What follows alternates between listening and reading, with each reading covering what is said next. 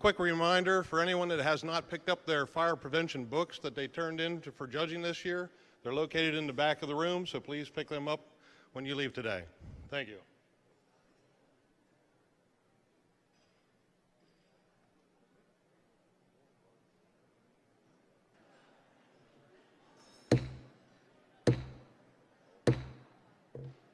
Good morning.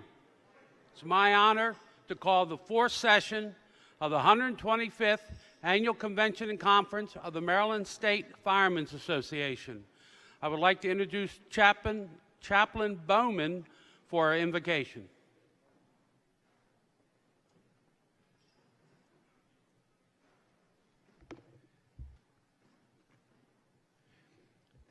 Okay, first off, would like to let you know, I wish my mind would forget what my eyes have seen.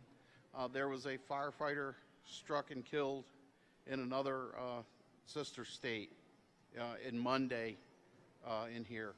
So may we pray for this day also. So our call to worship invocation, please stand for our prayer. Almighty God, unto you whom all hearts are open, all desires known, and from whom all secrets are hid, cleanse the thoughts of our hearts by the inspiration of the Holy Spirit, that we may perfectly love you and worthily magnify your holy name. Be with us today as we come together to conduct the business at hand on our final day of the MSFA convention. Give us, Father, the power to go on, to carry our share of the burden of our work to the end of time, and to live all the years of our lives faithful to the highest we have seen as we continue our work in the fire and EMS. In Christ Jesus' name we pray. Amen. Thank you. It is now my pleasure to introduce the officers of the LA MSFA. They're being escorted in the hall now.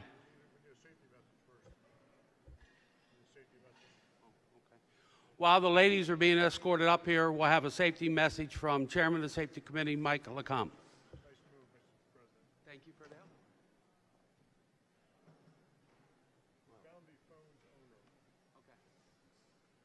that. I'm Ed Carmen, captain of the Snow Hill Fire Department. Being a firefighter requires a great deal of physical strength and endurance. The gear itself weighs an extra 60 pounds. You lose a lot of mobility, plus you're raising the heart rate to a tremendous amount just by getting dressed. My journey with the DPP program started after several health issues. I had recently taken a desk job. Most of my time was sedentary. My diet was a mess. I was pre-hypertensive. I was taking 4 different types of meds, blood pressure, acid reflux, and cholesterol. 1.6 million Marylanders have prediabetes, and most don't even know it. The National Diabetes Prevention Program was offered to us at work through our employer. The program is really good about balancing everything from your lifestyle and activity level to eating and proper nutrition, reading labels, just a little bit of everything. You can't beat it. It's just extremely simple. As far as what I do here at the firehouse, I'm much more active. I'm able to keep up with the younger guys that we have in the company. It just makes all around my job a lot easier to do. Our purpose in bringing the program to the firehouse is not only to improve their performance on the fire ground, but also in their individual lives. Over 75% of firefighters are either overweight or obese. We had 6 firefighters that completed the program and lost a total of 220 pounds throughout the entire year. Currently, we are working with the Maryland State Firemen's Association to actually put this program in every firehouse in the state of Maryland. It's a great program. It really changed my life. I've lost a total of 45 pounds, and currently all my blood work is great. I would highly recommend the National Diabetes Prevention Program to everybody. Ask your doctor about the Diabetes Prevention Program. Everyone has the power to prevent diabetes. For more information, visit BeHealthyMaryland.org.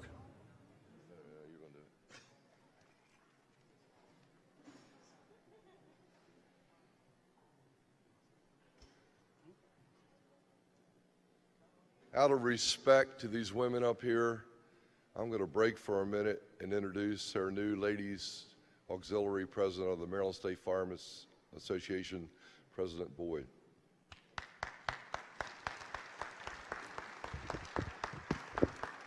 Good morning, everyone. Last night they gave me a step stool and I forgot it. So we'll work with that. All right. And it's an honor for us to be here and to represent this great organization. We are here to serve you. And I have on stage with us Conference Co-Chair Dorothy Rue. Thank you so much. Conference Chairman Peggy Zembauer. Betsy Marshall, Chair Marty Neal. Color Bearer Kate Trago. Color Bearer Jennifer King. Guard Holly Trago. Historian Joan Kramer. Vice Chaplain Sherry Steffen. Yay! Chaplain Jean Main. Get good water, right? Correspondent Secretary Malia Dalton. Financial Secretary Becky Wathen. Treasurer Christy Griner. Thank you. Recording Secretary Donna Struntz. Thank you, Madam President. Thank you. Junior Vice President Lori Dimbo. Senior Vice President Marsha Roth. And Vivian as President. Thank you so much. And like I said, we are here to serve. Ask any of us. We work as one. Thank you.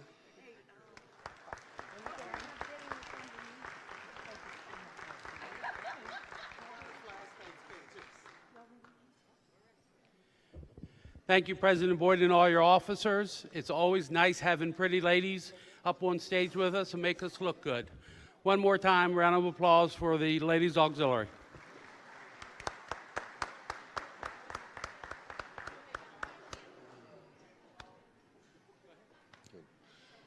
This morning, as I walked in, some of the ladies came over and said, the Frontier Town Family Fun Day tomorrow, we are really upset. I said, what's up? Well, we can't buy any more tickets. The ticket booth out here has stopped selling tickets for a reason. Don't worry about it. I just made a phone call to Frontier Town. Many of you want to bring your kids, your grandkids. They're going to make sure that the pig is really big and a lot of hamburgers and lots of crabs, so we're okay. The point is this. If you want to go tomorrow, you have not bought tickets, you can go tomorrow starting at 1 o'clock. Just go into the entryway at the water park, pay your money, whether you want 20 for all you can eat or 35, 15 more for the crabs. We can accommodate you. And they said, please come. They love their firemen. So we're okay tomorrow at 1 o'clock. If you have not bought tickets, you're safe. Show up, have a good time. Regarding safety, today one of our main presentations is going to be titled, Are Our Maryland Firefighters Really Ready for Today's Operational Demands? And I'm not going to be redundant. Eddie Carmen, who was on the video, is going to be talking about what we have found here in the state of Maryland and things that have changed for the better. So, and what we're doing intrinsically, and it's going to be offered in all 23 counties in the city of Baltimore very soon. We partnered up with the Maryland Department of Health and Mental Hygiene, and we've got some surprises for you at 10:30 today. As it relates to being struck by vehicles, as the chaplain just talked about, we had another brother firefighter killed in a sister state Monday while we were in session in the morning, and it's sickening. My purpose is this. We've offered, started by the Cumberland Valley Volunteer Firemen's Association, the Traffic Incident Management Program. I'll make it easy. The law simply states, when you get into the Code of Federal Regulations, if you take all the OSHA codes and all the things we get yelled at, very, very simple. If you expose someone to a hazard and you have not trained that person in the hazard, you are violating the law. It's very simple. Going back with that premise, if you ask a young firefighter or an elder fire police person to stand out in the middle of a highway and do something that he has not been trained to do, you as a fire chief or as a commanding officer are violating the law. Civilly and criminally, it can come back on you. With that said, it's so simple to go get this class done. I'm proud to tell you that we have almost 100 instructors that have been trained throughout the entire state of Maryland in the past 3 or 4 years, including the Maryland Fire and Rescue Institute now offers the class, Cumberland Valley offers the class, and many of us in the safety profession here in the state with the Maryland State Firemen's Association offer the class. It's free, including Pat Rooney and his group with the Maryland Department of Transportation.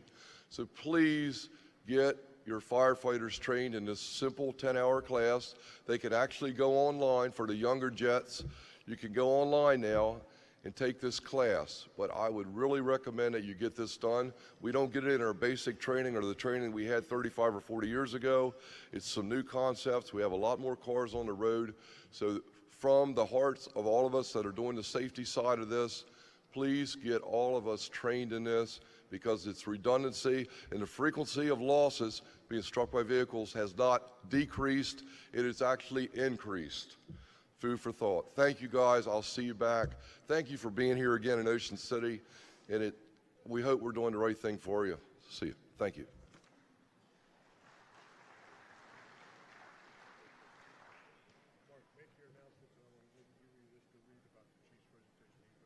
Okay.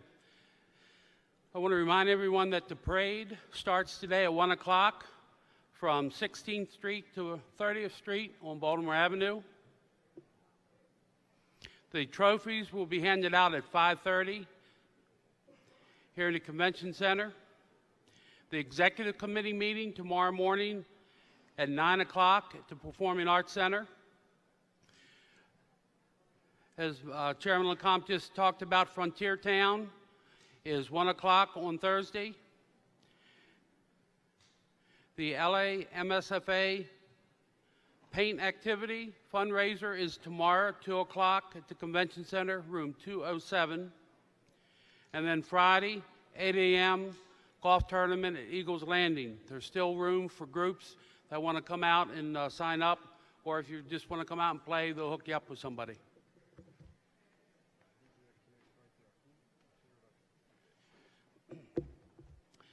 I now have the opportunity to introduce a friend of mine. We went to college together.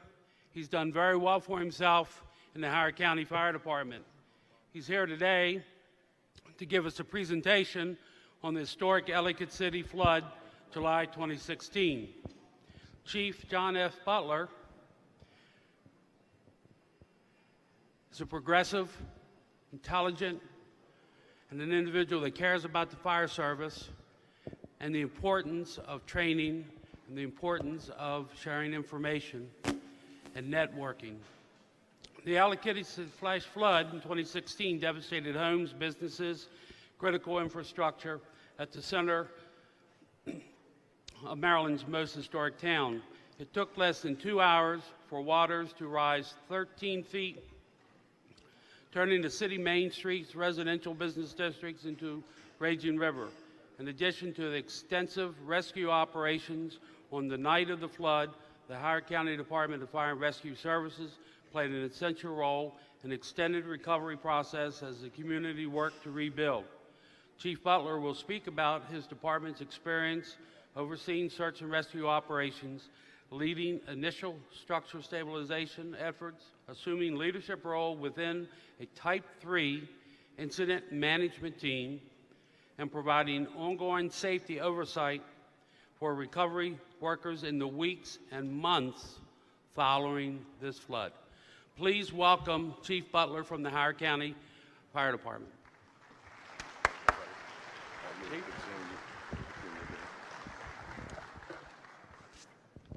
Good morning. Good morning. It's not that early. Well, thanks for joining me today, this morning. You could have been many places, but I'm really honored that you're here and taking a moment to share this experience with me and others who were there. Good news and bad news. I did this presentation yesterday, so I'm kind of well prepared, and I've already had at least one run with it, so that's the good news. The bad news is yesterday's presentation was 90 minutes, and I have to do this in 30 to 40 minutes. So it's going to be interesting and a challenge. The thing about the Ellicott City flash flood that we'll talk about This was not a one-dimensional incident. It was probably the most complex thing I could have ever seen, experienced, heard of, or read about, various aspects. The other challenge to this was me being here on this stage. I'm going to try and focus on the fire department's role. I could have economic development up here for 4 hours. I could have, inspections, license, and permit here, and doing their piece, and everyone would have a big role. Challenging part to keep it focused to fire and rescue. So I'll go forward now. So Ellicott City, this is not the first flood. If you've been around Maryland for any amount of time, you've heard of or seen or experienced floods in Ellicott City, Maryland before. Typically, they came from the bottom up, what we call bottom up, from the Patapsco, and kind of rose into the city. Nonetheless, Ellicott City has had its share of waterlog, if you will. Chris, why don't you go ahead and hit that link, and the link sets the tone of what I'll be talking about here.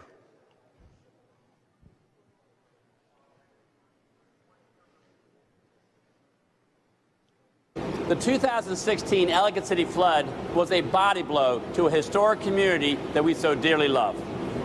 2 lives were tragically lost, 190 residents and 94 businesses were displaced, and 550 employees found themselves out of work.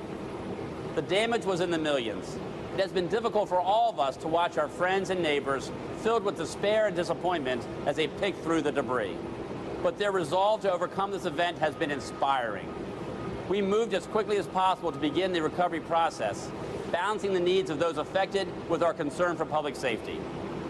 There has been an unprecedented outpouring of support for near and far for Ellicott City, and we are committed to rebuilding in a way that will preserve the town's rich heritage and make it a model of resiliency for the future. It won't be easy.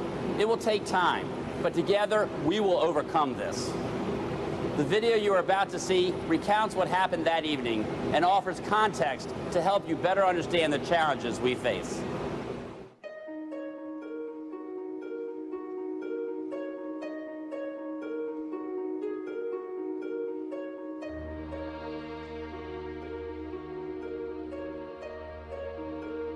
If you look at the amount of rainfall that fell across central Maryland, there was a wide swath of 4 to 6 inches, which is a lot of rain, caused a lot of problems all the way from Montgomery County all the way to Baltimore across Anne Arundel County. So there's a lot of flooding this day, but the absolute worst of it, the highest amount of rain, almost if you drew a basin map of the Ellicott City watershed, which is a very small area in Howard County, it was right there. So you're putting the most amount of rain from an exceptionally rainy system that was putting down a lot of that in a short period of time, and probably the worst part of Maryland that you could put it in. You can see some of these individual elements moving across Ellicott City. That red is exceptionally heavy rain because of a very damp day, but then once the system starts, you can see how it just keeps forming in the background and in the back area of the thunderstorm, and you get this area of rain that's moving west to east, but at the same time, the area to the west keeps forming thunderstorms. So that train of red, basically, which is, again, exceptionally heavy rain, lasts over the area for, a couple of hours, which is, a long time for that rain to pile up. I liken Ellicott City for flooding almost like those towns in California that are on the San Andreas Fault. I mean, things are usually fine. You'll get trouble every now and again, a minor earthquake, something like that. But when the big one comes, there's a lot of people that are just in a harm's way down there.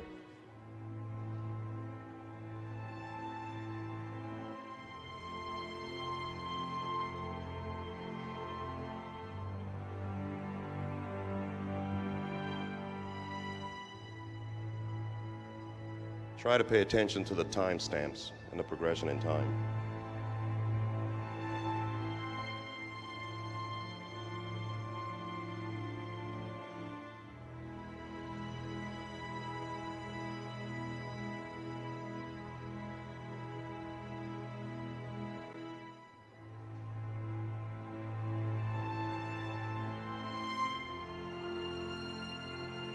We are at Dean Hall in Old Ellicott City on Frederick Road. The water is above the doors coming in the building. We need somebody to come in. What's your address? What's our address?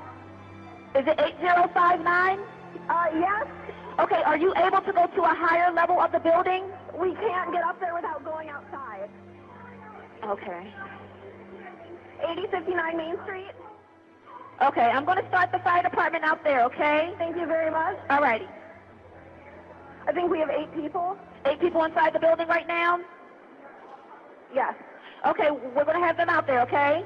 Thank you very much. The building is buckling. There's water on the inside. And we can feel the ceiling crumbling a little bit, the stuff on the ceiling. Is there any way you guys can get out of the building so that you can get somewhere safe if you think the building is in jeopardy?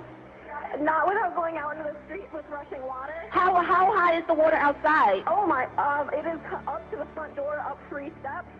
Okay. It is probably above a foot above the sidewalk. Okay. It's more, probably more. Okay. We have no place to go up. Okay. And there are, oh my God. What's going on? There are cars flying down the street.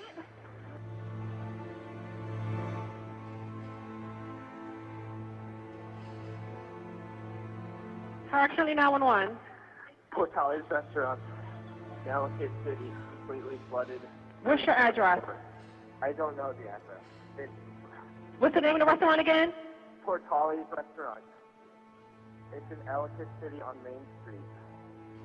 It's flooded all the way to the top of the first floor. Everybody's evacuated to the top floor. You said up to the top floor? Yeah, there's 3 stories. They're on the first floor. They're on the second floor. And you evacuated? Nobody could evacuate. There was nowhere for them to go. It's rapidly rising.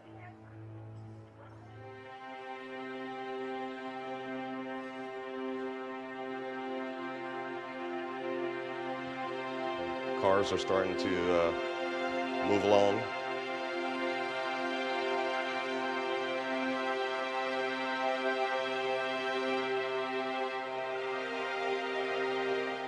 Yes, hi, this is the Phoenix Emporium. Yes. We are currently underwater, and I have about 15 to 30 people in here, and we are trapped inside. I just did not know if all the power in the area was turned off or not, because I don't know how to come down. Okay, we already got a call in for you, sir. We'll be out there as soon as we can. Okay. And you said how much water is in the building?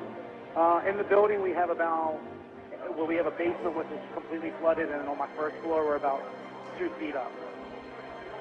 I have 3 floors total. I'm just making sure you're aware of the situation in Ellicott City, Main Street. That is flooding? The flooding is an understatement. I mean, ma'am, we are completely aware. Okay. Okay, we're trying to get out there as quick as we can, okay? Yeah. Okay, are you stuck anywhere? We are safe. We are in the upper, they pushed us to the upper stories. Okay, where are you at? We are at Ellicott Mills Brewing Company. Is that building flooding also? Yes. Okay, there's no fire. No fire. It's just all the power went out, and they just pushed us to the second floor. There's a whole bunch of people here, but we're safe. We're okay. We just wanted to make sure someone knew about the flooding.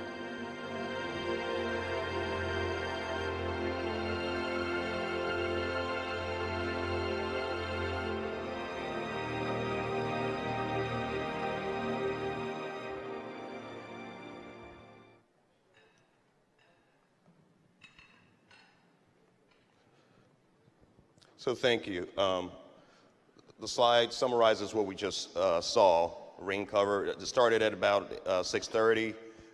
Within 6 hours, 6 inches of rain, and you've heard of it being 1 in a 1,000-year storm.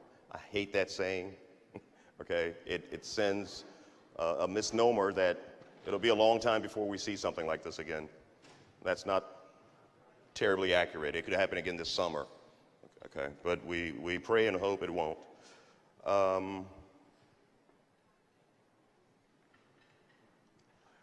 One more short video, 2 minutes.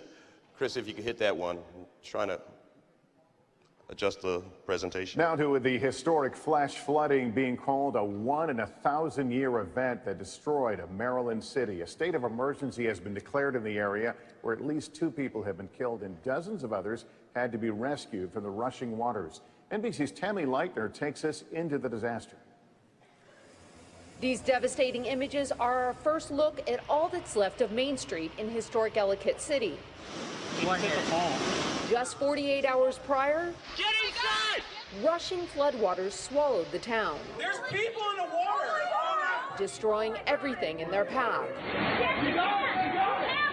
These residents formed a human chain to save a woman trapped in her car. I'm just glad that we managed to save her. More than 100 people rescued, but at least 2 dead. 38-year-old Joseph Anthony Blevins and 36-year-old Jessica Watsula. Ellicott City sits in the Patapsco River Valley, surrounded by steep hills. As severe weather hit the area Saturday night, 6 inches of rain fell in just 2 hours, overwhelming the small streams that flow into the river and causing water to surge down Main Street. It was so fast. It was horrifying. Gretchen Shuey still hasn't been able to assess the damage to her coffee shop. I actually watched video of the street as it was flooding and just could experience the terror of these people. All of this was cars everywhere. NBC News was taken deep inside the destruction zone. This is ground zero. It's safe to say that they're all damaged by some degree of water. Now more rain is expected this evening, which could add to the devastation. Tammy Leitner, NBC News, Ellicott City, Maryland. Hey, NBC News fans, thanks for checking out our YouTube channel. Subscribe by clicking on Okay, that no more button down videos. I just here, wanted to and click on any of the show videos you over how. here to watch the latest interviews. Show highlights. So after the storm, you saw the storm, you saw what the damage looks like. Now comes the response, the initial response. So this is the 911 recording of the response initially. Once we got those 1,000 calls, actually we were on the streets already. We're up and down Route 40 and many other places in the county already addressing flooding. Ellicott City, Main Street became the ground zero. Chris, you can hit that real quick for me. Water Rescue 2-13, Main Street, Ellicott City. EMS 2 heard Alpha 1. All units hold the air unless you have an emergency. Water Rescue Box 2-13, Ops 10, Tower 10, 105, Water Rescue 10. Water Rescue 2, Engine 7-1, Baltimore County Engine 4. Ambulance 9-6, Boat 10, EMS 2, Battalion 2, Safety 1, Tower 2 respond. The area of Main Street between Rogers and Klein, reported vehicle trapped in swift water. Those units respond and operate. Bravo 1 for the water rescue on Main Street in Ellicott City. 1955, units hold the air. We have 3 special ops stations. There's a central one at River Spark, and then Ellicott City has a detachment of special ops, and then southern Howard County, Skaggsville has a detachment. Gratefully, we had special ops close by, up the street at that station, and they were able to mobilize. Everyone, that's probably the first time in my career that every unit in Howard County was on an incident. Every unit in Howard County was on an incident. I don't think I've seen that in my 25 years. It may have happened, I just don't think I recall it. So we mobilized, the captain in the middle is the special operations captain. We were able to get that quote-unquote first alarm of swift water rescue techs on the scene and some other special op assets. Speaking of resources, if there's one thing you take away from this was not a Howard County incident. This was a regional incident. There is nothing we could have done successfully without everybody pitching in. Obviously, we had Howard County's units, a lot of logistical support, a lot behind the scenes, and you can probably relate to that. I want to talk a little bit about the volunteer fire companies. No one had to dispatch West Friendship or Elk Ridge or other units into Ellicott City. Their situational awareness got on the street and started taking calls. My first walk down Main Street with a county executive, I think one of the first people I ran into was the volunteer chief from West Friendship, Mickey Day. And I said, what are you doing here? This is an Ellicott City thing. until I got a sense of the breadth and depth of the incident. It was not an Ellicott City thing. And it certainly wasn't a Howard County incident ultimately. As you can see, Baltimore County, Baltimore City, and the region all stepped in. I was really impressed, and it's noteworthy that on my way to the EOC, the state had already dispatched a MEMA rep towards the EOC. And they stayed around the clock for weeks. Governor Larry Hogan, he threw the kitchen sink at this incident. Every agency in state government, somehow or another, were participating in one way or another. I'll talk more specifically about MSP, National Guard, and DNR. Okay, for the sake of time, that kind of summarizes what you might have seen already on the videos. Baltimore County observes an occupied car floating down Patapsco River. Actually, we saw a lot of occupied cars. It's, without taking anything away from the 3 people that perished, it is amazing that 3 people perished. The amount of vehicles that were occupied, going down a landlocked tsunami. I mean, I don't know what else to call it, you know. This was several feet, 3, 4, 5, 6 feet of water at times. This was not a stream. As fast as it came in, it receded rapidly as well, which was great for us. There was a lot of self-extrication. As it started to recede, we were in a place where we were comfortable putting our people in the water to rescue many. As one of the videos talked about, over 100 rescues. We stopped counting. Honestly, till today, we don't know how many we rescued or helped self-extricate. We just stopped counting. It wasn't that important anymore at that point. So, like I said, we started to access Lower Main Street. Centennial Dam, which is up the hill some, with all the gauges, started to indicate failure. Again, another thing to take away from this room, I would be doing a different presentation if Centennial Dam had failed. If the dam had failed, we would have been up the river. No pun intended. That's pretty good. Impressive that I came up with that. So the damage shown in the video, I'm going to show you just some photos. Everything in the town was undermined. The buildings were undermined, sidewalks, streets. One of the most nervous moments for me as the fire chief was watching our folks work on Main Street. So let me explain some of the hazards. There were hissing from gas lines that were busted. There were arcing wires. There were transformers going up. The ground wasn't stable under your feet. There was still water and unstable surfaces. All of this was in the first hour. And I'm standing there going, my safety brain was like going short wired. It looked like a war zone. I said yesterday, and I'll say it again, I don't talk military too much, but I've seen what war zones look like after bombings and after battle, and that is the closest thing I can relate this to. Several combat tours that I'd never seen anything like this other than on the other side in some other faraway land. Some other stats, we already talked about the amount of calls. 72 victims were rescued that we counted from the water. 155 evacuated on their own. I already talked about the gas leaks and water main breaks.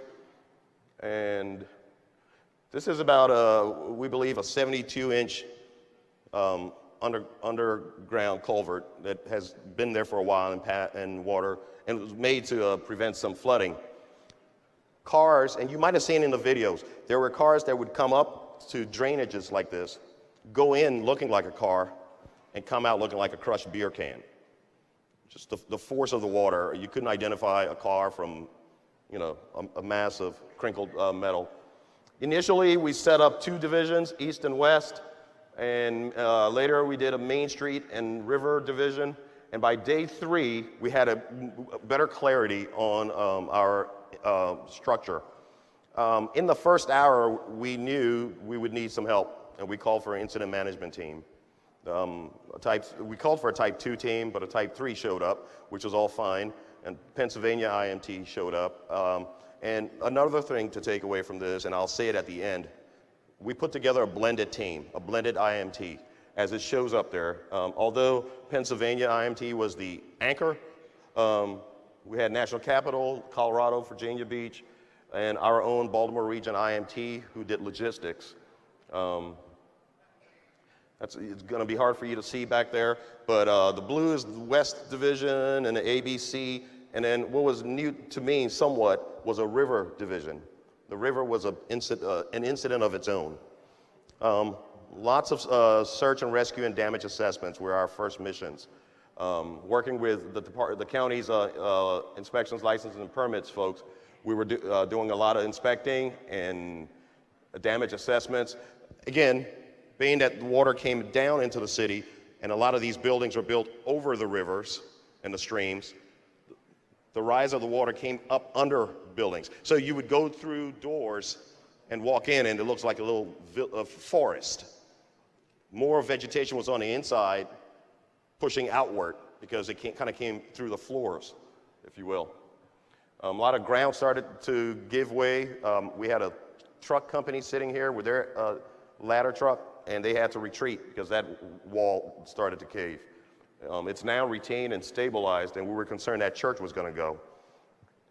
Just more pictures of this surrealness that we saw that day. Real quiet town that time after the incident, and you hear the hissing and the arcing and sparking. Very surreal, very surreal. I was explaining this a little while ago. Note how much woods and trees and branches are inside that had come up from under the floorboards. Okay. This picture is worth stopping and pausing on. It's a tale of two stories, actually. So clearly the building on the right looks pretty damaged.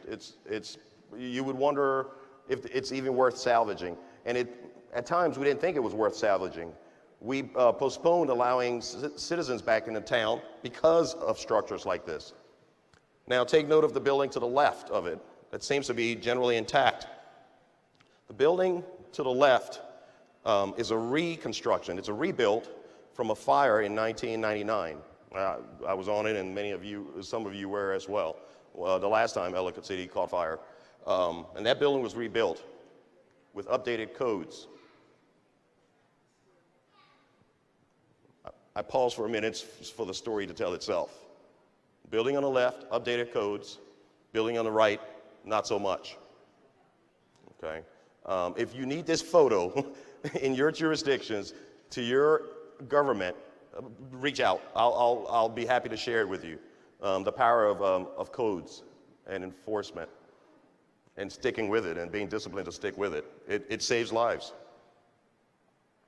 3 to 4 foot, we stopped calling it mud. We just started saying the river. The river's on Main Street because that's what was on Main Street, about 2-3 feet of the river.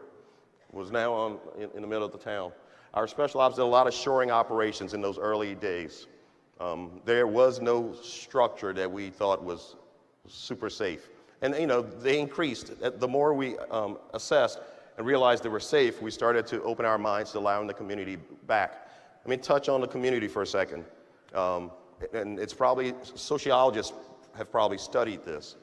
Early on, they were patient and forgiving.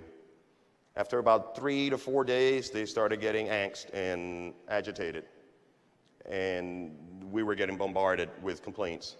The more we talked and shared information, the more we told them what to expect, the more we told them to expect flexibility, and we might change our minds, and we might change our timelines, the more patient they became with us. We could start off in the morning saying, today at 2 o'clock, you'll be allowed back in your structures. But then about 1 o'clock, we'll say, no, we got to change our mind, you can't. You can only imagine how the community felt about that at first. But they sooner or later understood and were patient with us to as much as they could. More shoring, more building stuff. This picture is just a fun picture because one of our captains, Josh Zulik, celebrated his 30th birthday, I think it was, that night while he was working, and the crew was able to find a couple of cupcakes and make something of it for him. Maryland Task Force, again, the region. We couldn't have done this by ourselves. And I talked a little bit about safety and my uneasiness with what was happening. What we ultimately did was assign a safety officer to every division. Not any safety officer, but a special ops safety officer who could, who had a little bit more breadth and depth of subject matter expert and structural assessments, atmospheric monitoring. The river was an entire mission, decon, and escorting people back to their homes. So when we escorted someone back to their structure, we would send a safety officer with them. And they would be able to say, yeah, you can go in and get your stuff, or no, you can't go in because that beam is about to come down, or whatever the case might be. The impact of the Tiber River, now we're concerned about these piles of debris that could potentially have a damming effect, as in a damming effect if there were more rain. If there were more rain, we had all this debris and cars in the river, that in the streams, that could be an issue. Wait, it got even better. I told you this was a very complex incident. So all of this, what I'm talking about, is happening, and then there's a sewer line break. But the sewer line break isn't where you can access it and fix it. It's down and inaccessible, no road. The roads are out because of the storm. And so, yeah, now raw sewage is pouring into the Patapsco. But wait, we have to get people in the Patapsco to go search those cars. So, again, this is probably one of the more complex things I've seen. Well, what do? We asked for help. We said, Army National Guard, send some helicopters. We'll collect the material in a parking lot. You drop your tether, you pick it up, take it into the woods, drop it off, take the people over there to fix it, and fix it. Every resource that was available, most resources that were available in the state of Maryland, had a role to play in here. We flew several sorties to get that sewer line fixed. Health department had to give our people Hep A shots and some other prophylactic shots before they got into now sewer contaminated Patapsco to go search the cars for people. So search and rescue, medical aid stations. We didn't have a whole lot of ambulance transports, only a couple, 2 or 3, cut a hand or 2, and some heat issues. The health department and the hospital set up aid stations up and down the city, and that was a big relief for us. The muck out became a full-time operation. Citizens wanted to get into their places. Some wanted to clean it. Remember, we had 4 stakeholders: tenants, the owners of buildings that the tenants lived in, merchants, and the owners of those buildings. We had a residential area, a commerce area, some were renters, some were building owners. So you could be looking at one address and dealing with 3 customers: the tenant downstairs, the building owner, and a renter who rents the apartment upstairs. So that was a little interesting. I'll touch on gators for a second. I'll do it now. A lifesaver, gators. Yet the biggest pain in the backside I can think of. That became gold. Gold commodity, gators. Everybody needed one, everybody wanted one, everybody had to have one. Okay, we depleted every golf cart there was in the county and surrounding areas. Everybody was sharing gators with us. But pray tell, if you're assigned a gator, don't leave the keys in it. Okay, it's gone. It's gone before you can blink an eye. Each of these muck out missions you see has only a couple of people in it. In a town of a couple of thousand, that's a lot of micro missions. I'll touch again real fast on the senior policy group and the EOC. I talked about this picture yesterday. It's a lot of people in that room. A very small room in our EOC. If I print that paper and count the heads, there should be only about 5 to 10 people in that room. The senior policy group. And that's how we started, with a senior policy group to make decisions. It ultimately ballooned into information sharing, which is different from making decisions.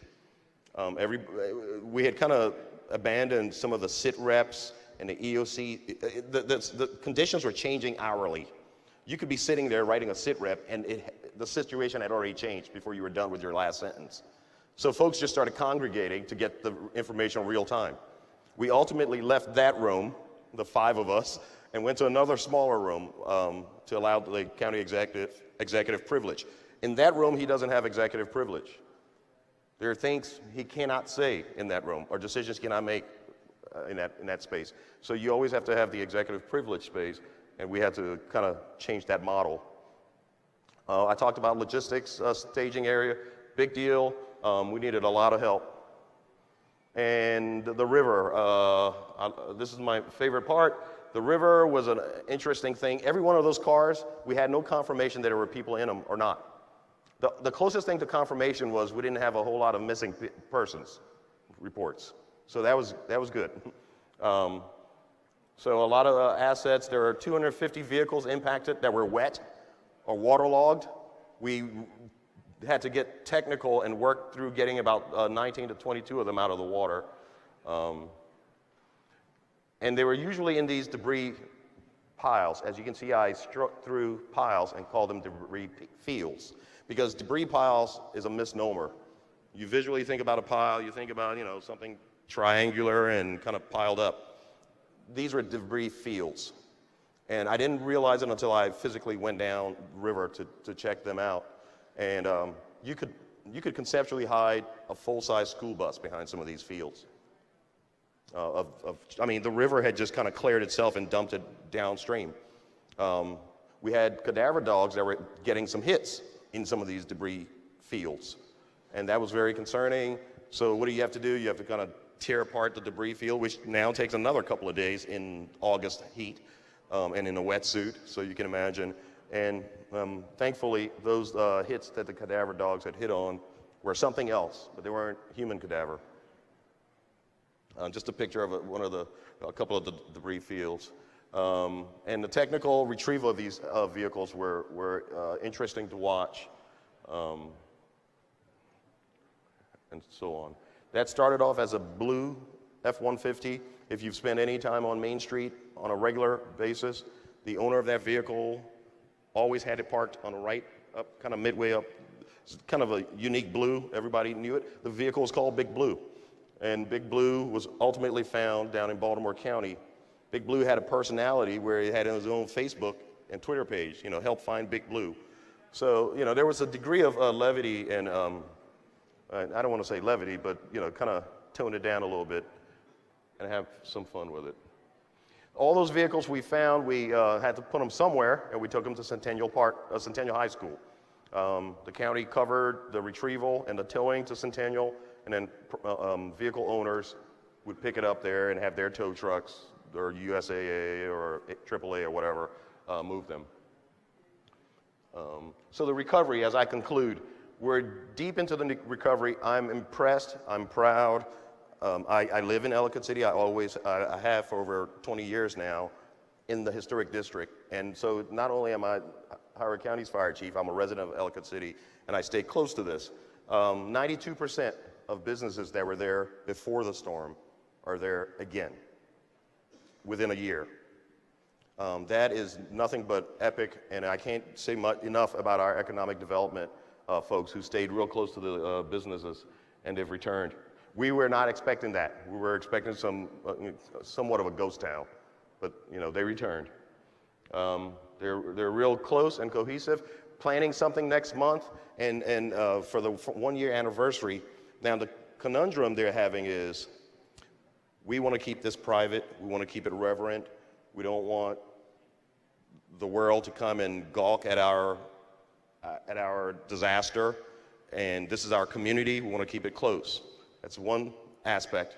The other aspect is we want the world to come and shop and eat in Main Street, Ellicott City.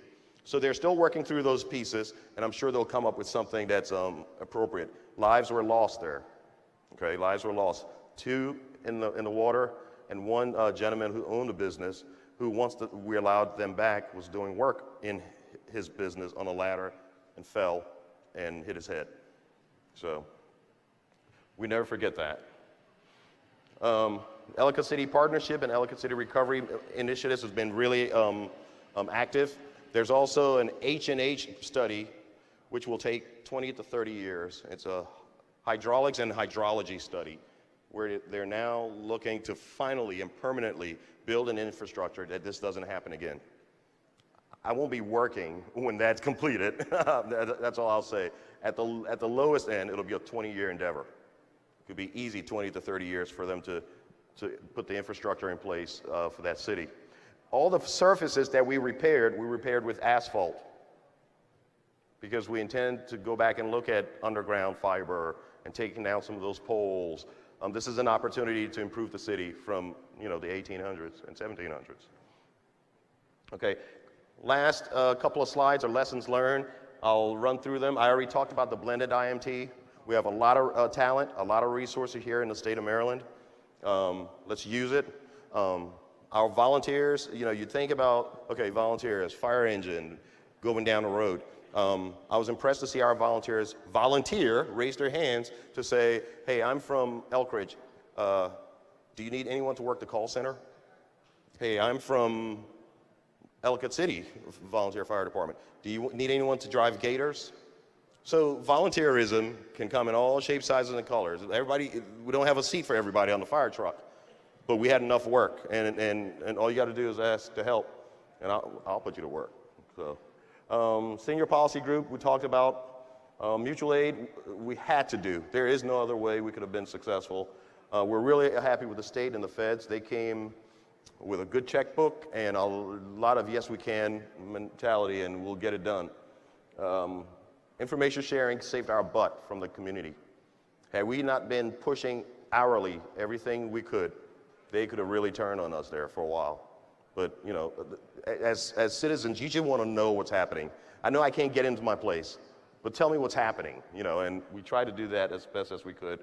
ICS, more organizations need to use it. Fire departments use it all the time, incident command structures. Many others need to get in there. We've been talking about this now for 20 years or more.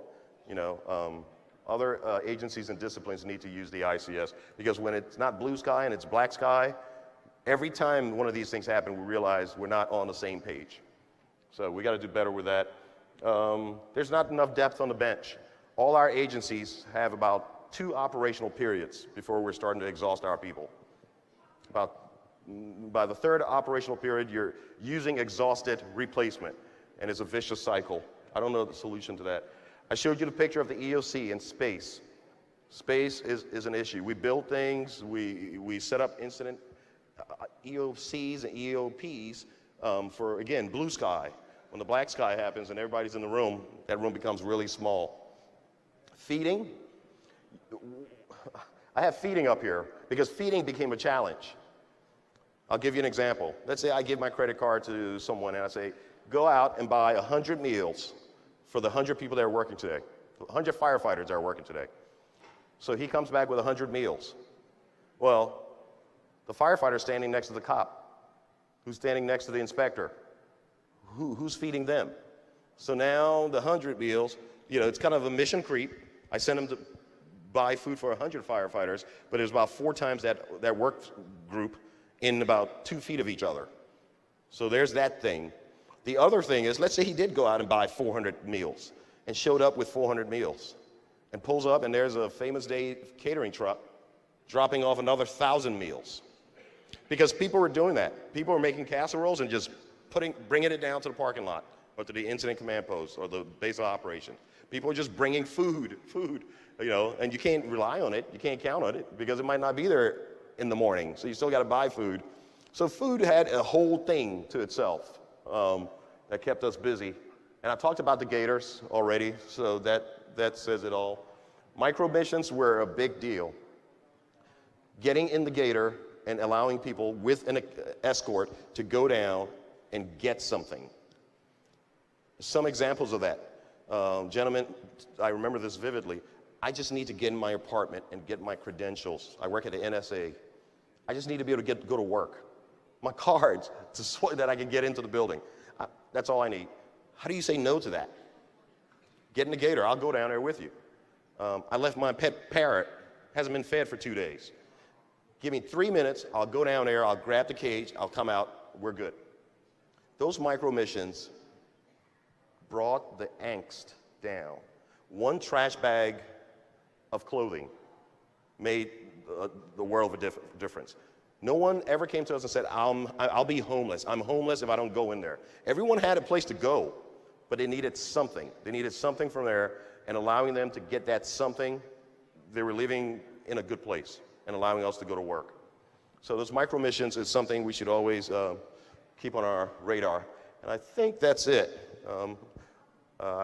Just 40 minutes or so. Yesterday we went much more in depth, and I apologize if I couldn't, and it seemed like I was talking fast. So, are there any questions? Okay? All right. All right, well, thank you. Thank you.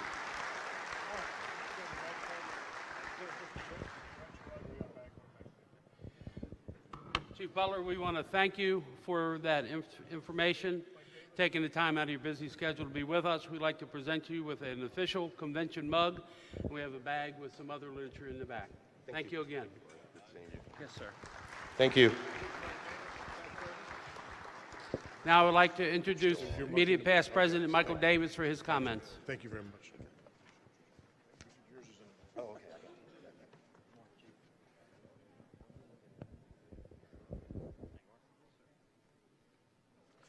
Thank you, Mark. Great presentation, Chief. I'll tell you one thing real quick before I thank you. I went around a lot and spent a lot of time in Howard County, and the Chief there, he's definitely dedicated to those folks, and had a great realization during that flood. If he might have told you, I was there right after that happened with him and all, and you know, he's a great working relationship with his folks, and is to be commended for that, and he's a great guy overall. And thank you for your service, sir. Well, I can't say thank you enough. I know I said it yesterday, but I'll say it again. You know, this has been a great past year, and really it's been about 3 years before that with all the support from everyone. Appreciate it. Thank you to my executive board, especially my chairman, Doug Simpkins. He kept everybody in line, kept us on time, on schedule. We had a tough schedule to meet every meeting this year, and he made it happen. We even had special meetings in between. He didn't slack on any of it, made sure it was done and taken care of. So thank you, Dougie. And my executive officers as well, all of them, the secretary's office, financial office, and everybody. It's a great working relationship. You know how the fire department works. We all got to stick together, and we've done a good job with that. Especially, be remiss too, my wife. That was my never-ending babysitter, her and my mother-in-law.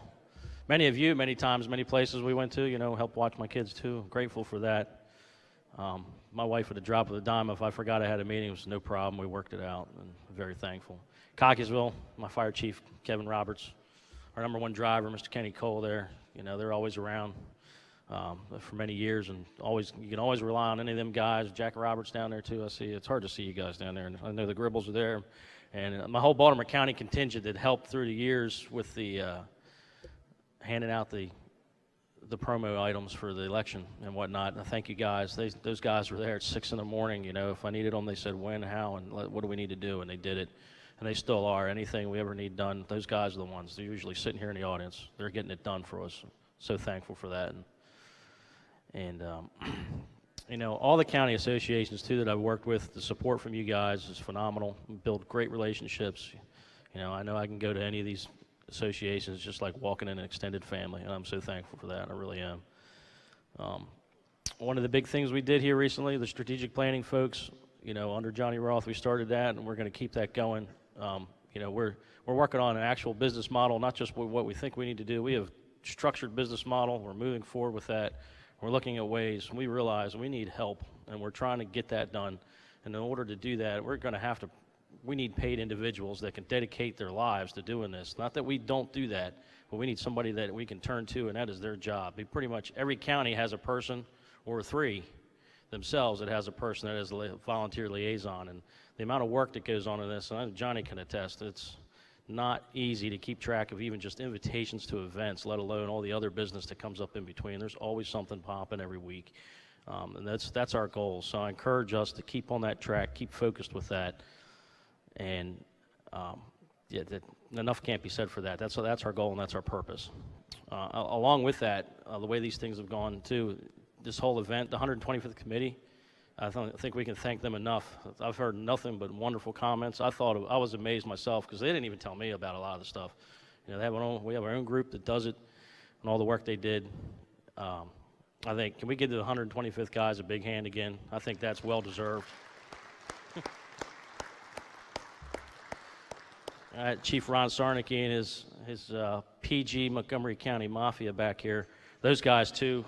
If without them, we have like, it's probably about 12 engine crews worth of guys that seem to detail themselves here for the week and days prior to this event, and even days after to get this stuff done. So thank you guys. Without you, this wouldn't happen. And then I got to say this, Mr. Brooks backstage, Mr. Ken and Ryan, they're all sitting back here. Then the men behind the curtain, they make it all happen, keep it straight. I'm waiting for the hook to come out of the stage right now. I'm sure there's one waiting for me. I got it right there. Yeah, where's your hockey stick, Chris? You need to bring that next year. We need that for Mike LeCompte. 30 seconds. So with that, I will congratulate Mark and Rick and Mike Faust on their appointment in the elections. And I hope that you guys, like us, keep the vision going forward. Like I've always said, volunteer, get involved, look to the future from our past and see where we need to go. Keep that guidance going. Stick with our plan. Godspeed. God bless. Thank you all. I'll see you down at the beach.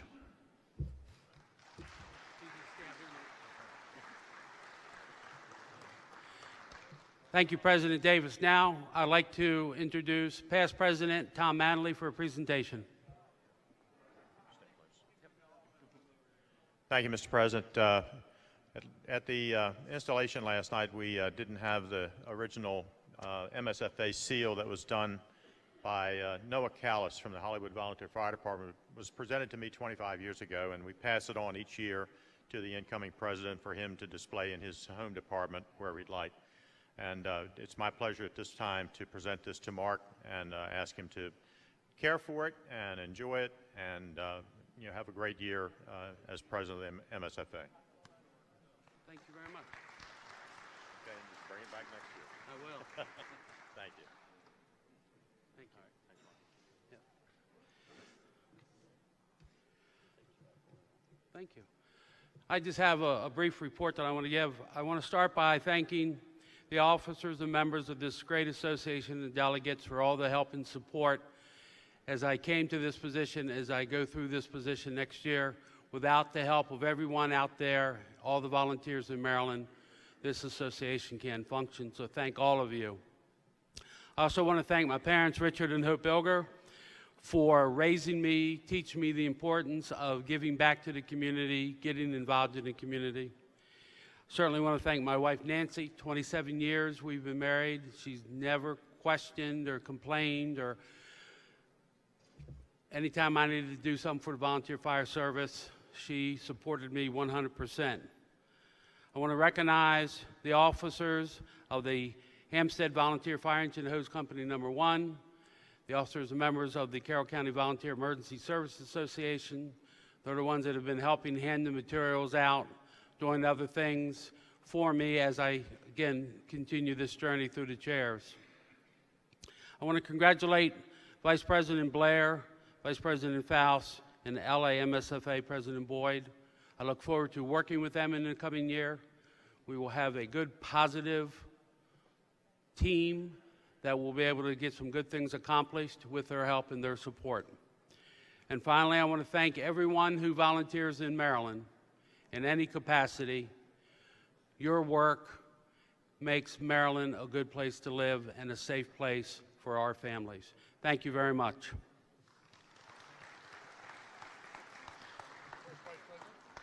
Now I'd like to introduce First President Rick Blair for his comments. Thank you, President. Good morning, President Bilger, Second Vice President Faust, officers, members of the great association, my fellow delegates, alternates, clergy, and distinguished guests. I am honored to be standing here as your first Vice President of the Maryland State Firemen's Association. I am excited to get started with the tasks for the coming year. I would like to start off with thanking the Western Enterprise Fire Company, the Clear Spring Volunteer Fire Company, and the Clear Spring Ambulance Service for their support and dedication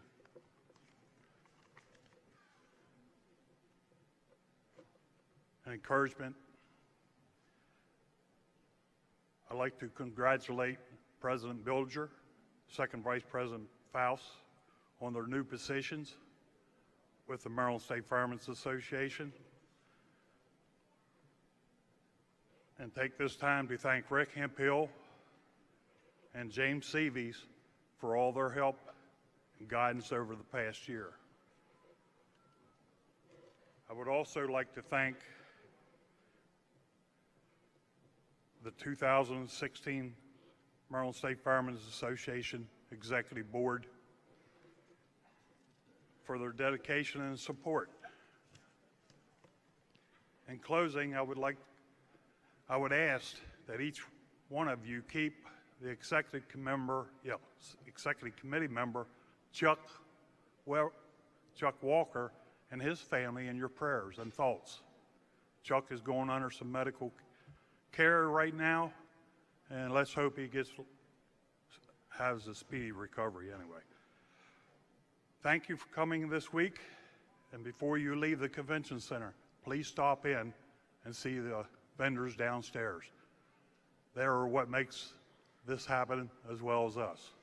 So thank you for coming, and have a great summer down here. Also, introducing Second Vice President Mike Faust. Thank you, sir. Yes. Thank you very much. Thanks, everyone. I truly appreciate your support. I wanted to start off first by thanking Ron Sarnicki and everyone that was involved in putting this convention on. Most people don't realize all the hard work that goes into making this happen, and I truly appreciate it.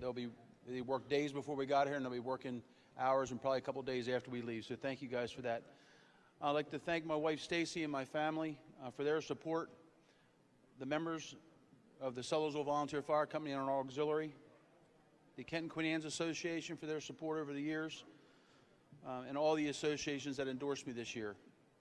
I'd also like to thank all the past presidents for their endorsement, but I'd like to especially thank two members of my fire company, Sellersville Fire Company, that are past presidents, Steve Cox and Fred Cross, for their support for many years, and Doyle Cox for supporting me. Went to a lot of meetings with me this year, and I truly appreciate all their efforts. And I learned a lot over the last 5 years, serving the last 4 on the executive committee. I learned a great deal from all the other members. Several have already been thanked today, but I'd like to thank all the executive members that I served with over the years, and I'm going to call on them for even more support as I move up, hopefully. And I'm looking forward this year to working with Mark and Rick, as well as all the executive committee members and all the committees, as well as the ladies auxiliary. So thank you all very much for your support. Hopefully I'll serve in this role with dignity, honor, and I'm here if you need me. Just call. Thank you all very much.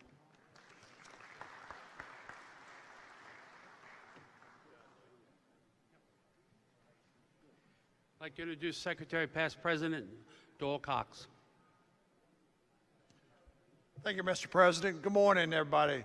Just as always, real quick, thank you, thank you, thank you.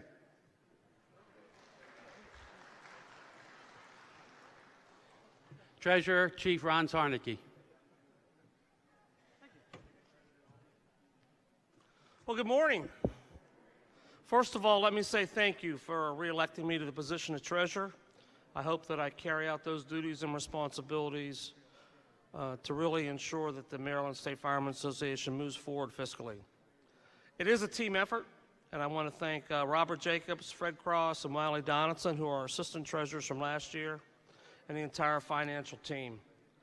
We do work together very well to make sure that the fiscal affairs of this association are addressed, and I must say that it's clicked for us in a great effort.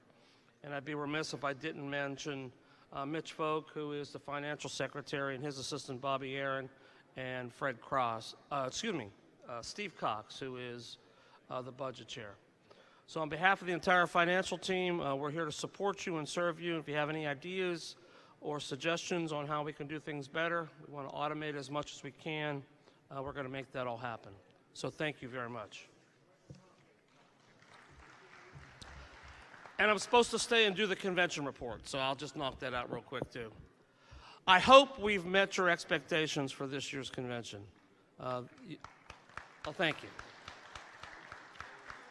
You have heard from many of the officers about that army of individuals that run around this place for a couple of days pulling things together. Well, actually, they've been working on the Ocean City event for almost 8 months, and then all of the satellite events for the last 2 years. And I think that we have brought together a great team of individuals to make sure that your annual convention and meeting issues are addressed, but also the commemorativeness of what the Maryland State Firemen's Association is all about. This year's convention brought some additional challenges with everything from the air show again and potential construction of the addition to the convention center. If you haven't heard, they're going to add another exhibit hall to the north of us.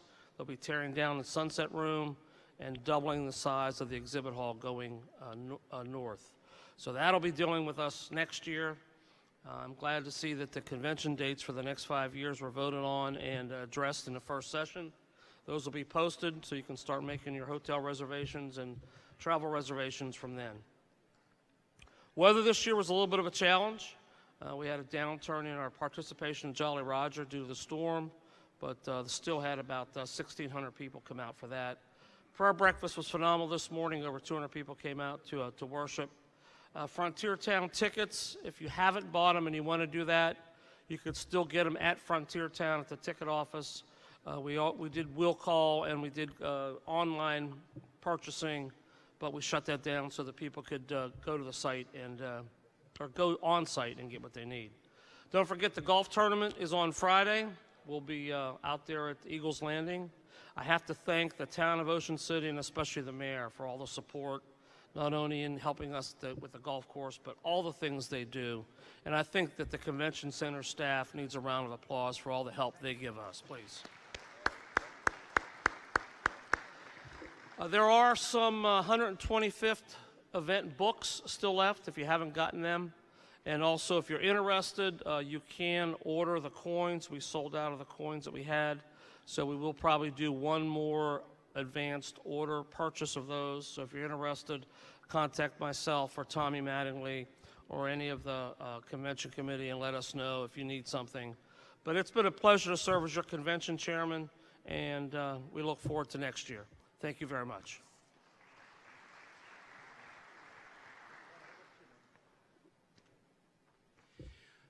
I would like to introduce the executive committee for the coming year.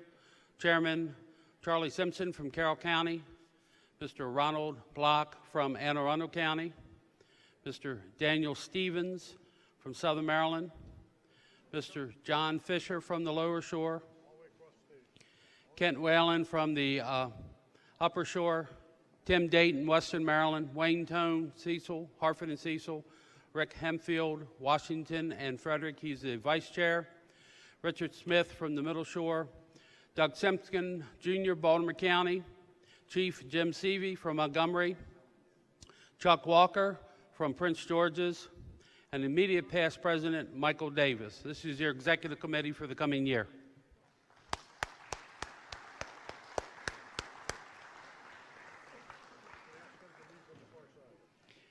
If you would exit that side, we appreciate it. Thank you.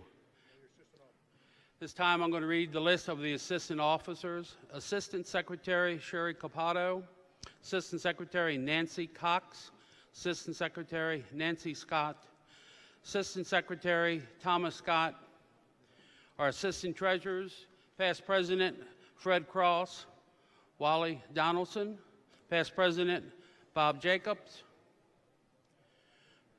Bobby Aaron, his Assistant Financial Secretary, Chaplain, Reverend Frederick Barr, Deacon Charles Bonhart, Chaplain Michael Brown, Chaplain Harry Hetz, Chaplain Marvin Jackson, Rabbi Tannenbaum, Chaplain Pete Walter, our attorneys, Michael Farlow, Esquire, Ashley Dalbert.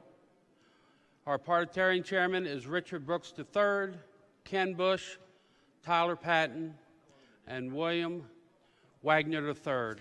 These are your appointed officers.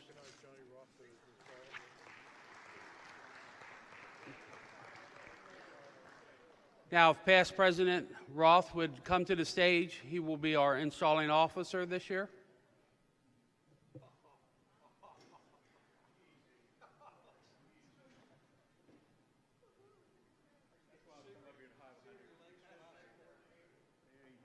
You're ready to assume your position. Please raise your right hand. Repeat after me using your name or I use mine. I, Johnny Roth. Do solemnly promise to swear. Uphold the Constitution and bylaws of the Maryland State Firearms Association. I further promise and swear to fulfill the duties of the office that I have been appointed.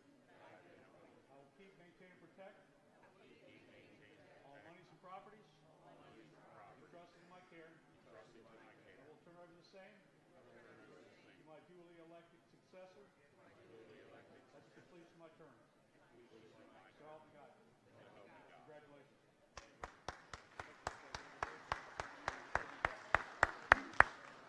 Give you the book to read as introduction. Okay. Next, we'll have a presentation.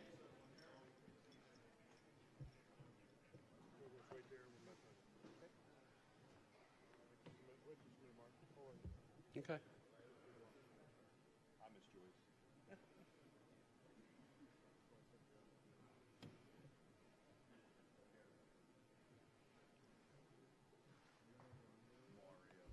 All right, moving along, nothing to see. Introduce Mario Melfa, Vice Chair. Mario Melfa, Vice Chair of the Safety Committee. Now I'd like to introduce Mario Melfa, Vice Chairman of our Safety Committee. Good morning, everybody. Ready for the main presentation dealing with a wellness program, considering that heart attacks still kill majority of us, over 52%.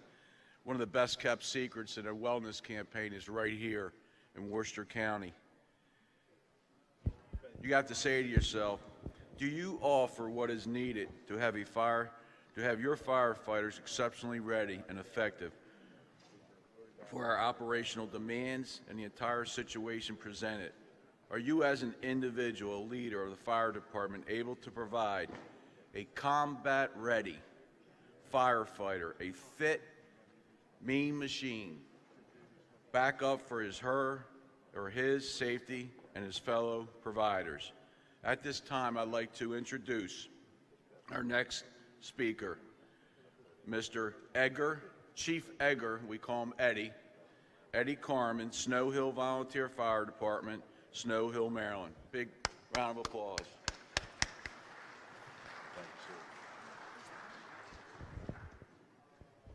Requires a great deal of Good morning. How's physical strength everybody? and endurance. My diet was a mess. I was taking 4 different types of meds. 1.6 million Marylanders have prediabetes, and most don't even know it.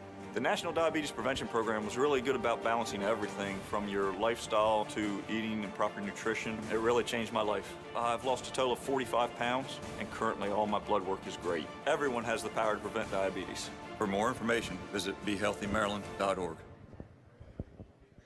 All right, let's try again. How's everybody today? All right, my name's Ed Carmen. Thanks for the introduction, Mario. Just to give you a little bit about myself, I'm the risk manager for Worcester County, and I've been doing that for about 7 years now, so I handle all the workman's comp for all 10 fire companies here in Worcester County.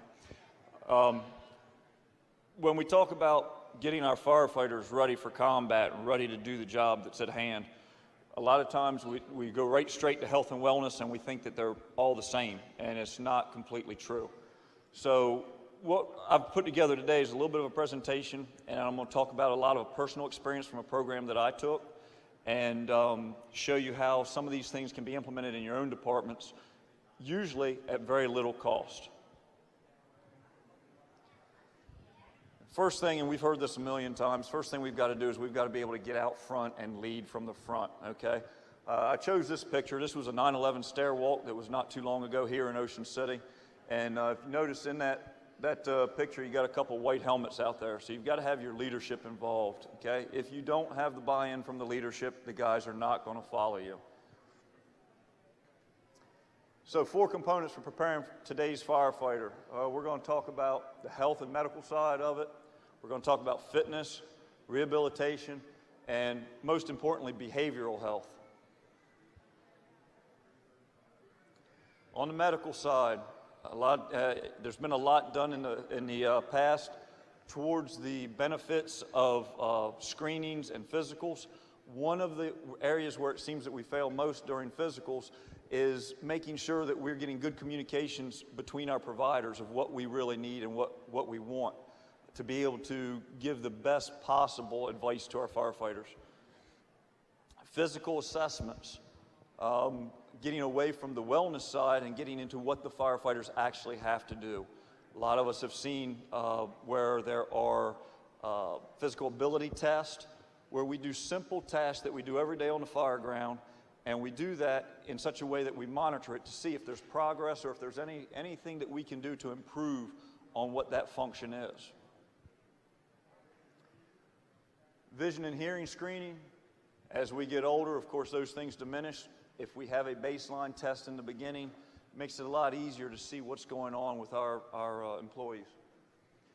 Respiratory physicals. We all know about that and the OSHA requirement for the respiratory physicals.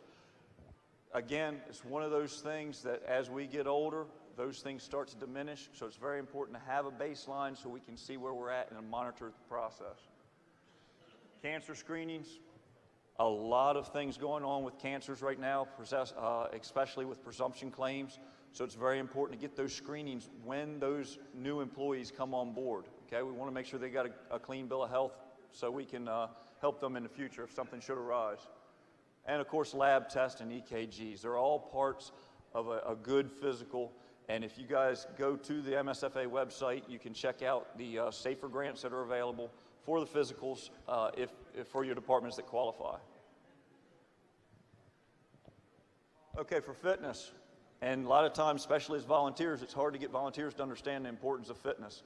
I kind of compare this a little bit, and I'm going to go off on a little bit of a tangent here. When you think about going to fire, what do you think about? You think about throwing on your bunker gear, getting on the truck, getting to the scene, maybe throwing some ladders, pulling some hose. Think for a minute about that hose that you just pulled off the truck, and think about what you do in your daily job. My job, I push papers most all day long, okay? So it's not very much physical activity. That siren goes off, I jump on a truck, I put on about 70 pounds worth of gear, I jump off the truck, I grab an axe and a Halligan bar, it weighs about 20 pounds, and then I stretch out 200 foot of 1 3/4 line. That 1 3/4 line, when that hose is dry, is about 20 pounds per section, per 50-foot section. But when you fill it with water, you add another 50 pounds per section. So you just stretched out 280 pounds of weight that you're going to drag while wearing 70 pounds of gear, and you're going to drag that in a house, around the corner, up the stairs, and into a room. We have to be physically fit to do this, okay? For 2015, I use a lot of statistics that come from the U.S. Fire Administration, and the reason I picked the U.S. Fire Administration over NFPA is because U.S. Fire Administration recognizes line-of-duty deaths that fall under the Hometown Hero Act of 2003. The Hometown Hero Act states that any firefighter that dies within 24 hours of a major event that he or she has been taking part of will be considered a line-of-duty death.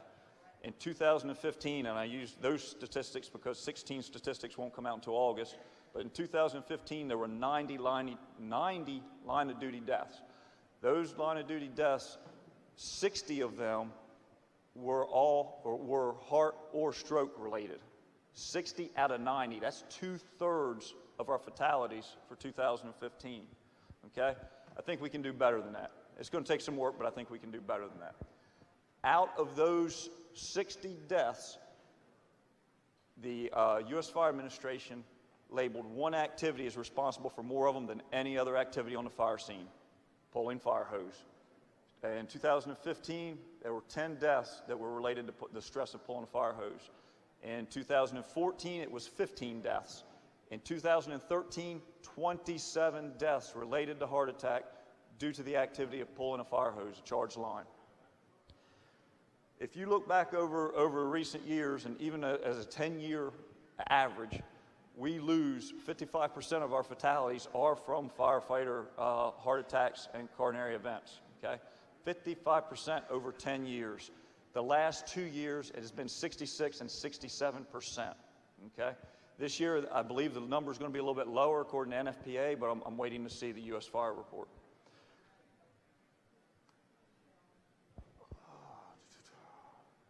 We want to make sure when we're talking about that fitness that we're not just telling the guys they've got to do it.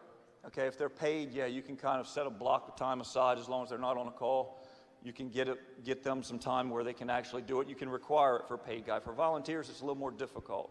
So we want to make sure that the resources are available when it's convenient for them. They don't all work the same time. They don't all have the same schedules or lives, but we have to make sure it's convenient for them. Access to specialists and trainers. This is very important because our jobs are very specific. You don't go and train a NFL football player to swing a baseball bat. So when we're looking for these job specific duties, we want to make sure that we are training for the job. So if we can get access to specialists, this could include not just physical fitness people, but when you're talking about nutrition and things of that nature. In order to make sure that our program's working, we also have to have evaluations in place. Evaluations, nothing more than monitoring what you're doing. There is no way to tell if your wellness program or your fitness program is working unless you start with a baseline and you monitor it on a regular basis to see your improvements. If you see shortfalls, then you change your program. You make some adjustments, okay? But there's no way to do it without monitoring. We also want to make sure that we get certified assessments. We were able, through Snow Hill Fire Company, to partner with our local health department to get free health assessments. Now, this was a very generic baseline health assessment in which they took our weight, our height, gave us a BMI and a body fat reading. They also did a strength test, which was a grip test, and a flexibility test. And once they did those assessments, they gave us a report that said, okay, you have X number of members that are in this area, X number in this area. We took that information to decide what programs we were going to go with next. The program that Snow Hill Fire Department went with was a lifestyle balance program, which is a CDC-based program. It's the National Diabetes Prevention Program. And then you also, for fitness, make sure you set your goals. It's not just a matter that we have a program. Everybody can hold up a piece of paper where we wrote out a nice program and it looks good and we borrowed it from somebody else and we made it fit. But you want to make sure you have goals specifically for your department. Rehabilitation. This is one of my favorite ones to hit on because sometimes we fail in this. And a lot of these injuries that you hear me talk about, including the 2015 statistics, out of those 90 people, 15 of those deaths were hometown hero deaths. Okay, that meant they were done with their job, they left the station, they were either on their way home or they were home when they had their heart attack and passed away. 15 out of those 90, okay? Rehabilitation may have helped that, on-scene rehabilitation, making sure that when the guys leave, that they're okay to leave. If that includes having to medical them out, pulling them aside and saying, hey, do you mind getting in the ambulance? Let's check you out, check the heart rate, check the pulse, talk to them for a few minutes. One of the things I find most of the time on the fire scene, when I talk to a guy about rehab, everybody's in denial. It's 100 degrees today, you've been working for 45 minutes in full gear, and if you ask them how they are, what do you get? Fine. That's what you get. You get fine. Take the time to sit them down, make sure they're fine before you let them go. Post-event, that's a huge one for me. Also for rehabilitation, when they're injured or if they've been sick, bringing them back into a work hardening type environment, physical therapy, getting them ready for that job again. Sometimes we'll have guys that get hurt in their personal life, but they still want to show up and help on the fire scene, okay? You got a guy that's hurt his back and he shows up and wants to pull a fire hose, that's not the best scenario for you. So we want to make sure that we're bringing them back in a good enough condition to be able to perform that job. Use a medical liaison. A lot of times the guys don't want to hear it from you. I came up in a very small town when I was a little bit older and I come home out of the service. Everybody in town was glad to see you, and you go to church and all the ladies would say, I remember changing your diaper.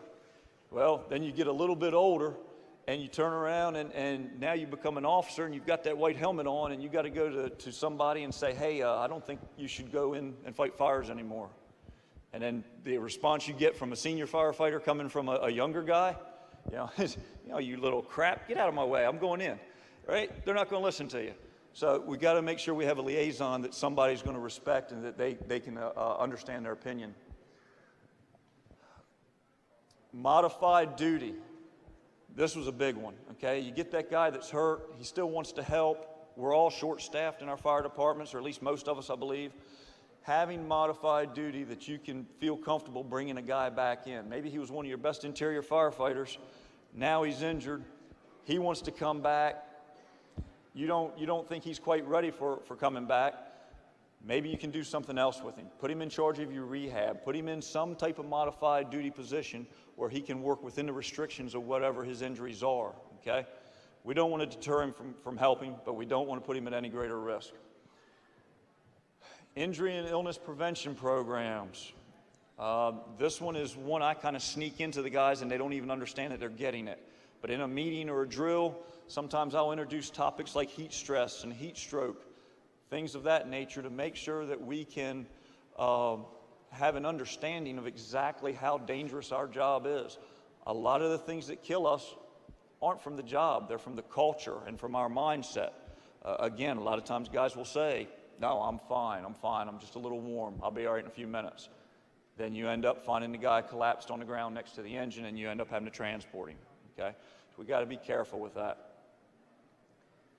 And then making sure you do have a clearance for return to duty. We have tons of guys, and in fact, recently I had one I dealt with in my own department. A gentleman had been out, he'd been in the hospital for a few days. We had a pretty big call at a lumber mill. The guy shows up, says he's fine, drives the truck. We get there, he's standing outside the truck. We call for more water, we don't get any water. We turn around and he's sitting on the tailboard looking terrible, okay? He said he was fine, but we had no written authorization saying that he could come back, okay? We want to make sure you have those. And the last one I'd like to talk about is behavioral health. Not necessarily talking about your stressed out coworker that has anger issues, although that's definitely included, but any type of behavioral health. When we started introducing health and wellness to Worcester County, and we started with Snow Hill Fire Department, one of the things I tried to get the guys to understand is not just about a diet or about getting exercise. It's about changing some of our habits and some of our culture. It's one thing to understand what you're doing wrong, it's something totally different to change it. Many of us don't see our diets and our exercise patterns as being wrong because that's what we're used to. We've seen it for 20, 30, 40 years, whatever. But with these programs in behavioral health, like the lifestyle balance class, it's only about changing habits. And it's changing habits that you can live with. It's really tough to walk into a room of a county association dinner over roast beef and dumplings and bring up health and wellness, okay? Yeah, you have a hard time getting people to accept it at that point, okay? But when and what worked for me is the fact that I went through the program. I'll give you a few stats about myself. I started a program, I was 240 pounds, I was pre-hypertensive, I had acid reflux, I didn't sleep very well, I snored terrible. I took the program down to about 185 now, my hypertension is gone, my acid reflux is gone, I sleep almost all night and I don't snore. That's a big thing for my wife that don't snore. She could care less about the rest. But it improved my quality of life. The other thing it did for me, and this one is important to a lot of people, I was on 4 different medications. Okay, so that's 4 co-pays I was paying every month, $10 per copay, $40 a month, $480 a year I was paying in medications. With this program, I am no longer on any medications. Now I spend that money in tennis shoes because I walk everywhere I go. But the matter is you can make changes and you can make your people healthier if you're willing to get out there and get in front. The employee assistance programs. When we talk about employee health and wellness, we want to make sure we cover all the spectrums. So if that employee is having issues, whether it's stress over money or family or fire department or whatever it is, being able to offer them some type of assistance through an employee assistance program. A lot of times if you reach out to your providers, these things can be offered, usually in some type of group rate. We already do things with crisis response teams and things of that nature. But if needed, we need to have an outlet to be able to send our people for behavioral health. Stress management is another one. Smoking cessations, critical incident and stress management. Every one of those up there that you see, except for the bottom one, I was able to get for our fire department through the Worcester County Health Department. Okay? So I highly encourage you to reach out to your health departments as part of your network of providers, okay, and find out what they can offer for you. The great thing about partnering with them is that opened up a door for me to be able to talk to the Department of Health and Mental Hygiene. They're the ones that help pay for that commercial that's up there. They sponsored the whole commercial, actually. But under the Department of Health and Mental Hygiene, currently there are over 50 locations in the state where you can get these programs, okay? Most of them are at no cost, but that depends on what's going on in your region. I can't say all of them. Worcester County, I got most of those programs, and it cost us nothing, okay? Takes a little time.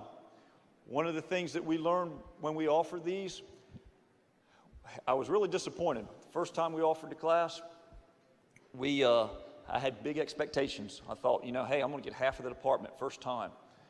So I started talking about it in August, and I want to start a class in January. Everybody's for it. Everybody's, yeah, let's do this. We're going to do it together.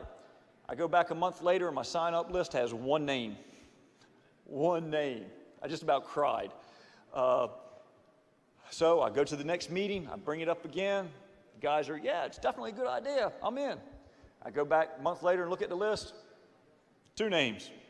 Okay, it's an improvement. We've got progress. It took me 4 months to get up to 6 names. So then I come to the department, I say, this isn't enough for us to get a class. They won't come in and do the class with 6 people. Can we open this to the general public? Yeah, guys kind of hemmed and hawed about it a little bit. So, yeah, sure, open it to the public. I put up 6 flyers, posted it on Facebook, and the opening day of class, we had 34 people show up, okay? Story on Snow Hill Fire Company, I had 6 firefighters.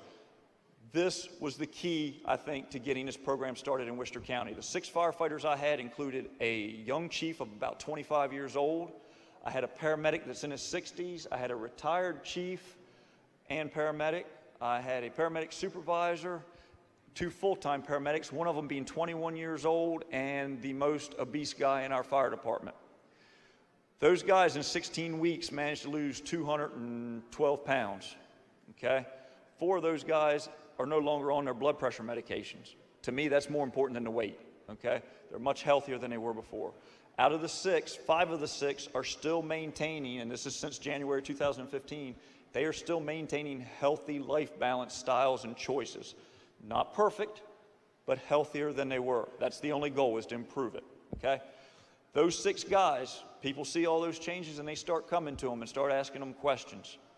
Next thing you know, Worcester County, I'm getting requests all over the county for a program. Now, this started in January 2015. As of today we will be starting our 8th class in Worcester County firehouses, okay? We've hit 7 fire companies. 1 fire company starts today, has already had a class, but they had such an outpour of support, they want to have a 2nd class. In September, we'll be starting in our 8th firehouse. That means in 2.5 years, I've got 8 out of 10 fire departments done in Worcester County. You can't do this by yourself, guys, okay? If you're going to do health and wellness, get on board with partners, but make sure that they are well aware of what you need and what you expect out of them. The things we can do for our volunteers, I mean, we don't pay them. We wake them up at 2 o'clock in the morning in the hottest days or the coldest days, in the rain and the snow and all of that. The least we can do is try to make it easier for them to have healthier lifestyles, okay? This is it. This is a simple program. The last one up there, chaplain services, I haven't dug into that a lot. You know, the departments I've been involved with, usually the chaplain says the prayer at the beginning of the meeting, at the end of the meeting, or over dinner. But I'm learning a little bit more about what our chaplain's role should be and what it can be when it comes to behavioral health, and his role in making sure that we address those issues. So in conclusion, we've got to be proactive, guys. We have got to get on board with this. There's no, well, it'll get better, it'll change on its own. There is no other option. We've got to be proactive. And the success of any health and wellness program is dependent on the support from all of those involved. You've got to get the white hats out there to buy into it, and not only buy into it, be part of it, okay? If you can get the right chief or the right assistant chief to start the program and actually participate in the program, makes it a lot easier. And you also have those leaders that don't have the white hat. You know who they are in your department. You got that ringleader that everybody kind of follows one way or the other. Lasso his behind, drag him up there, and talk to him about what his role can be in this, because it can be huge. And finally, we have to meet the goals that we establish, and to do that, we have to have an extensive network of partners. Okay, I've already discussed the Department of Health and Mental Hygiene. They've been a huge instrument for me. We've talked about our local health departments. Seek out your hospitals. Johns Hopkins did a study, and I was just talking backstage about it. Johns Hopkins did a study on lifestyle balance changes, and they took 1,000 people and put them in 3 categories. And the category that did the best was the category that changed their lifestyles, not the category on medications, and not the group that didn't change anything. The group that made behavior modifications in their diet and exercise routines, okay? It's easy enough to do. It really is. It takes support. It takes time. Don't get discouraged if you only get that one guy on your sign-up sheet. If you get that one guy, use him, take him, go with it. To date, with the classes we did in Worcester County, the 7 classes that are completed, they lost a total of 1,676 pounds, okay? We're just shy of a ton of weight, literally, okay? Our goal is by the end of the next class for somebody to be able to stand up on a stage and say, we lost a ton of weight. That's the goal, okay? I think that would sound pretty cool. But the key to this whole thing is got to be proactive. You guys have got to get out and do it. This year, I recently stepped down as second assistant chief, and I did it for one reason. I believe that if I'm going to make any real changes, I got to start with cadets. So this year, I'm going to lead the cadets, and the cadets are already well aware that I'm the lifestyle balance guy, and not to expect pizza after a drill. I try not to hit them with celery sticks, but we have some fun. But if we're going to make these culture changes, they're going to be slow. And if you can start with the cadets and have them come through it that way, that's going to be your success. Thank you, guys. Appreciate it. Have a good day. Thanks. Again, what we said earlier, this is offered in every county, will be offered in every county in the state, and please take advantage of it. One last shocking statement I want to say to you is, the average, and I said this yesterday, I just called my medical director, Dr. Rose, the average American is having their first heart attack at age 57. The average firefighter in America has their first heart attack at age 46.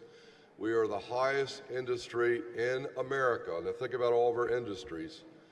We are the highest or the lowest in age that are having our heart attacks. So please, when you go back to your departments, tell those people that.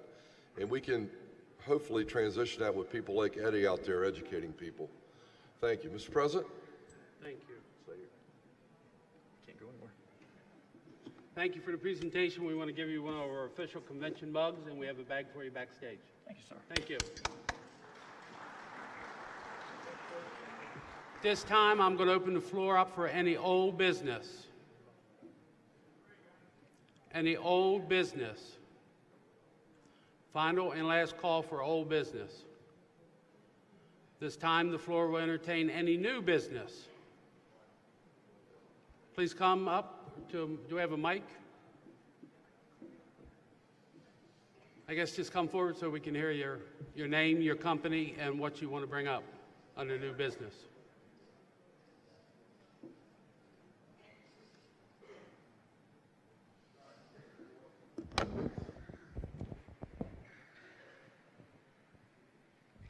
Name, company, Name is Walter Townsend, President, Salisbury Fire Department Incorporated, here in Salisbury, Maryland. Mr. President, members of the Maryland State Firemen's Association, on February 22nd, 2017, Salisbury Fire Department Incorporated, company number 1, voted to separate from the city of Salisbury and made a decision to become an independent station. Salisbury Fire Department, Inc., company number 1, has advertised or made statements to the fact that they will begin to conduct fire and EMS operations in Wycomico County on or about 1st of July 2017. Since their separation from the city of Salisbury Fire Department, everything they had used to qualify for and maintain membership within the Maryland State Firemen's Association remains the property of the city of Salisbury. As a result, it has necessitated that they purchase replacement equipment, tools, gear, and establish a new location for fire and EMS operations, which has not been inspected or approved by the operations by the MSFA. On behalf of myself and the members of the Salisbury Fire Department Incorporated, our delegates respectfully request in the form of a motion that the MSFA Standards Committee will, with haste, inspect Salisbury Fire Department Incorporated Company Number 1 per the MSFA Bylaws Article D, Section 1E, before July 1 when they wish to begin service. Per the MSFA Bylaws Article D, Section 1, request the Standards Committee validate the Salisbury Fire Department, Inc. has an improved reporting system to maintain records of response. B, the Standard Committee validates Salisbury Fire Department, Inc. Company 1 has a heated station of adequate size and configuration to house apparatus, vehicles, and equipment. C, the Standards Committee validates Salisbury Fire Department, Inc. Company Number 1 has a suitable method of receiving alarms and alerting from the membership via the Wycomico County Emergency Services 911 Center.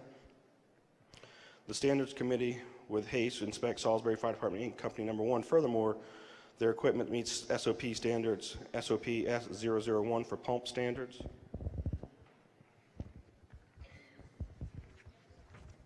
SOP S002 tank standards.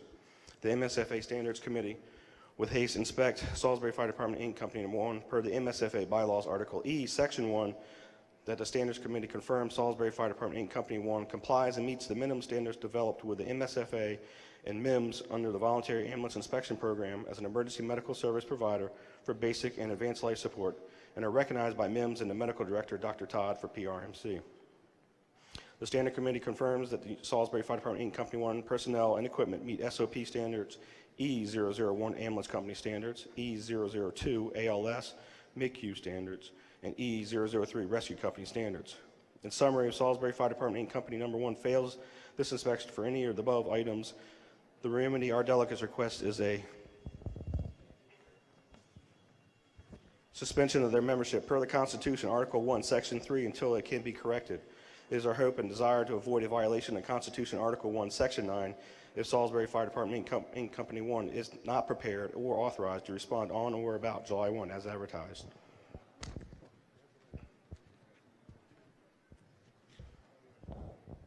That's the end of our motion.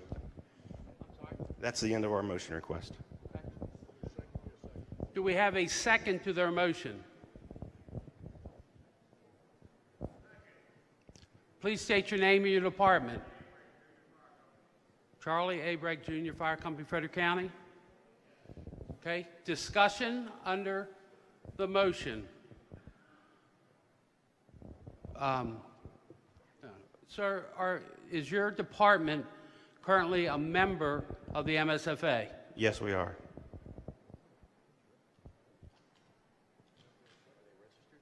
You're registered here at the convention? Yes. Okay. Any other discussion?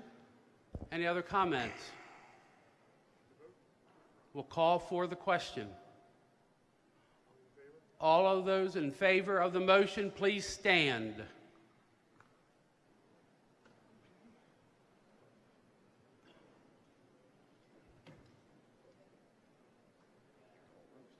No. Thank you very much. Please sit down. Anyone opposed to the motion, please stand. Motion carries. Thank you very much. Is there any other new business be brought before the convention? Any other new business be brought before the convention? Hearing none, we'll now do the $10,000 raffle.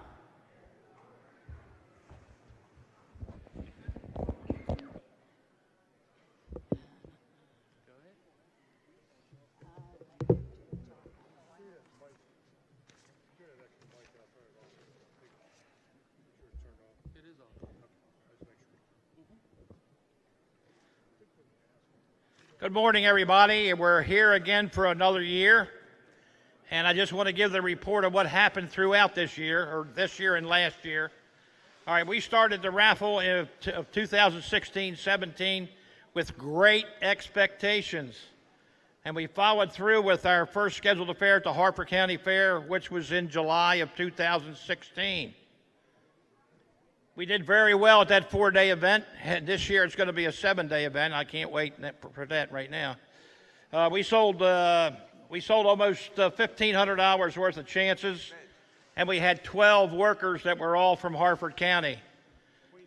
We were now ready to take on the Sunfest in Ocean City, which ran from September 2016, the 22nd, to the 25th. The weather was not the greatest, but the workers from Harford, Worcester, and Dorchester counties were there, and we turned in almost 10 grand, $9,290. The Darlington Apple Festival came up next, and the weather was really bad. We had some people there that weathered the storms, and they only turned in $733, which is usually somewhere between $2,500 and $3,000. Now we would have to rely on the Spring Fest at Ocean City. The forecast was not the greatest, but we really needed to do the best that we could with that affair. We opened on Thursday, May the 4th, with wind and cold. Friday was really bad, and we never even could open our tent. Most of the tents blew down there at the Sunfest on the parking lot. Saturday was windy with rain in the evening. Sunday was not any better. We turned in a total of $3,677, which is usually somewhere around 10 grand. We've requested Ocean City Division of Recreation and Parks. We're going to change the name of Springfest next year. It's going to be called Windy Rain Fest. Okay, the committee went to Ocean City Convention with a total of $22,103, and we finished up this year with $47,761, which that was all what was turned in at the desk downstairs. With that $47,761, we were still behind last year because last year was 50,000 plus. So contributing to the bad weather, we lost a couple $1,000. We were hoping to have all of the MSFA and LA MSFA members return all of their tickets as sold. But we only got returns from about 48% of our people. 52% did not turn in anything. I can't understand that because I have an 87-year-old at WW. She's with Joppa Magnolia, and she sold $950 by herself. Now, if she can do that, I can't see why everybody can't turn their chances in. Everybody reaps the benefits of this association when we turn that money in, so I can't see why everybody can't turn their chances in and sell them. We're gonna make the drawing now, and once I come back down from here, if Bonnie Hall's here, I've got your book.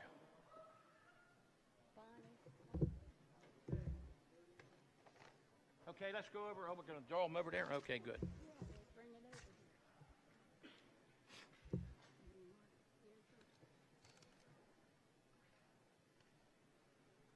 Go ahead, let's get the $10,000 winner.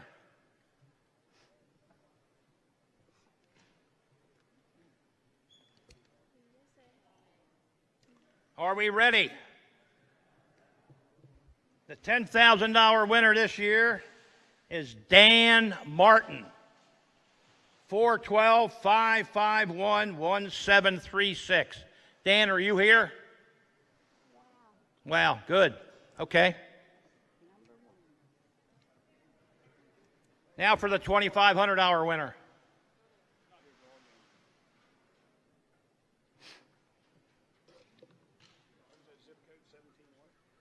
I didn't have a zip code. All I got is a phone number. Oh, your first three? 412. Yeah.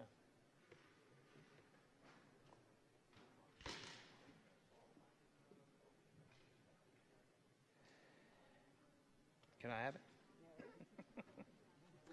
The $2,500 winner is Ronald Lipsy, L-I-P, I don't know, 443-790-0685. Ronald, are you here? Nope. Do you know him? Does he know him? Anybody know him? They can get a hold of him. I asked Mark, you know him? You can get 10% if you take the money to him then.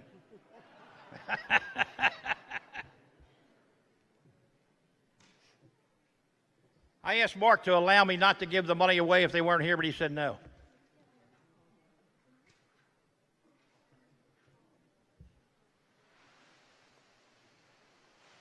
I wrote it. I wrote that. Okay, the $1,500 winner is, well, you wrote it, what did it say, Wayne Willing? Yeah. Wayne Willing, 302-381-4724. Is Wayne here? Good, we get to keep all the money. 382. Delaware.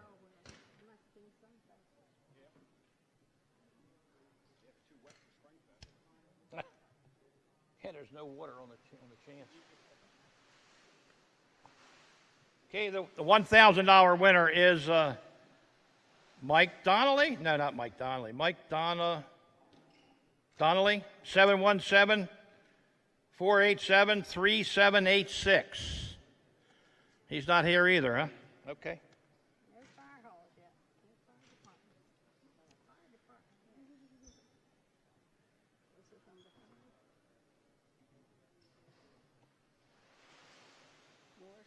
5. $750 winner is Moses, M-O-R-S-E, or Morse, M-O-R-S-E, 410-289-1031. Nobody. Yeah.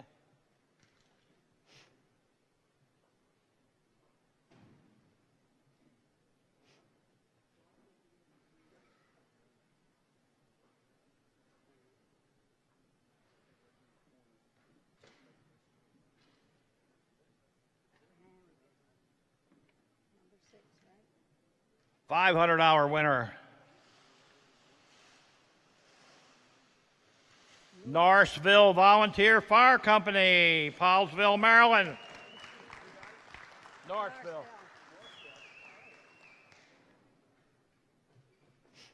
See what happens when you buy your chances? You end up winning.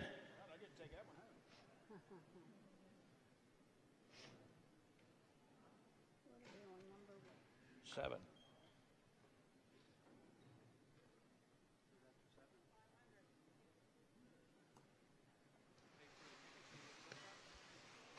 $250 winner, David Johnson, 443-790-8703. Dave, you're not here either, right?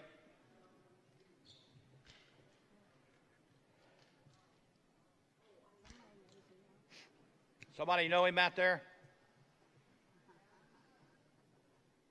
You know everybody, right? You got it. And this was number 8. 8.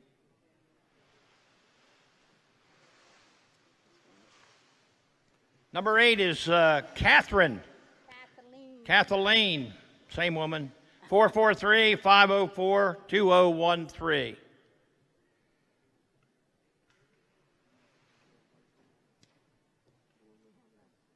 Nine and 10.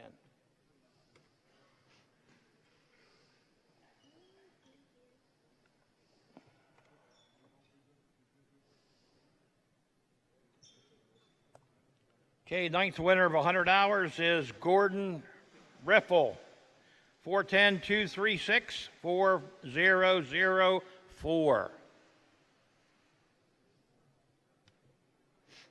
One more.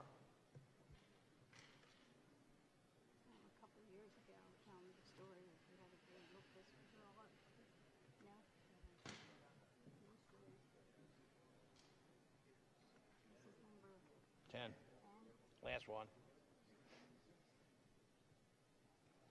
10th winner of $100 is, another fire company, Volunteer Fire Company, RB. Rivera Beach, 410-693-0020. This lady knows all the winners right here. It's unbelievable. I want to thank everybody that worked hard to get this thing where it ended up here today. And I tell you what, next year we could use more help if anybody has time they want to spend, especially here at the Spring Fest and Sunfest, because spending 4 days on that parking lot down at Ocean City really is a lot of fun. So if anybody wants to come out and have fun with us, just give me your name and phone number, and I'll make sure that we have a spot for you. Thank you very much. And guess what? We have tickets already for next year. In fact, I have President Bilger here. I have his 200 tickets. He's about to give me a $20 bill to start the process. We usually do this at the exec meeting. You need more for 200. Yeah, he's going to pay you a lot more than this. So he's starting out right now. I got his $20, so the raffle is now started. I've got 20,000 tickets downstairs. If anyone wants to pick them up and take them back, we'll sign them out to you. I'm in the finance office, and I'll be down there in probably about 15 minutes, and I'll issue anybody who wants to take tickets, and we'll get them started. Bonnie Hall, don't forget your book. I got tickets for sale. You can't leave the room without buying a ticket. At this time, is there any other business be brought before this convention? Hearing none, I will entertain a motion to adjourn. Make a motion. Mitch Vogt from Norrisville, second by past President Dave Lewis, will now have benediction. Harry Hetz, will benediction please rise?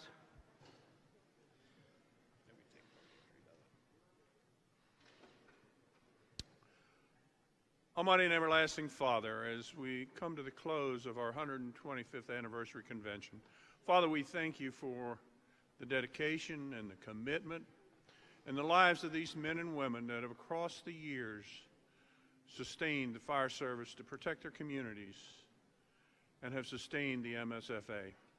Father, as we dismiss this afternoon, we just ask your blessings upon all who travel. We ask your mercies over all those who provide services and respond in the streets. We ask your mercies upon our police. Watch over our armed forces as they protect our way of life and our country.